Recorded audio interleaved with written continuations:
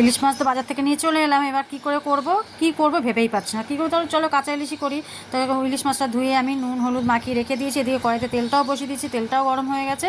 তার মধ্যে কালো জিরে শুকনো লঙ্কা ফোড়ন দিয়ে একটু লবণ দিয়ে তার মধ্যে মশলাগুলো দিয়ে ভালো করে নেড়ে চেড়ে কাঁচা মাছগুলো আমি একা করে সাজিয়ে দেবো। সাজিয়ে দিয়ে দেখো হালকা জল দিয়ে দেবো, অল্প, বেশি দেবো না, অল্প জল দিয়ে ভালো করে নেড়ে চেড়ে আমি এবার ঢেকে রেখে দেবো। আমি ইলিশ মাছ কাটতে পারি না, তাই বাজার থেকে আমি কেটেই নিয়ে এসেছি। তো চলো এবার দেখো ঢাকনাটা খুলে দেখি অনেকটাই মানে জলটা টেনে গেছে। তো একটুখানি নেড়ে চেড়ে উপর থেকে আমি কাঁচা লঙ্কা আর ধনেপাতা দিয়ে দেবো। ধনেপাতা আমার খুব ভালো লাগে খেতে, তোমরাও দেখবে খুব ভালো লাগে খেতে। জানি না কার কীরকম লাগে, তো আমার ভালো লাগে বলে আমি যে দিয়েছি। আমি উপর থেকে এবার একটু সাদা তেল দিয়ে দেবো, যেহেতু আমার কাছে সরষের তেল না ছিল না, তাই আমি একটু সাদা তেল দিয়ে দিয়েছি। দিয়ে একটু নেড়ে চেড়ে আমি আবার ঢেকে রেখে দেবো। এবার ঢেকে ঢাকনা তুলে দেখো প্রায় মাছটা আমার হয়ে গেছে।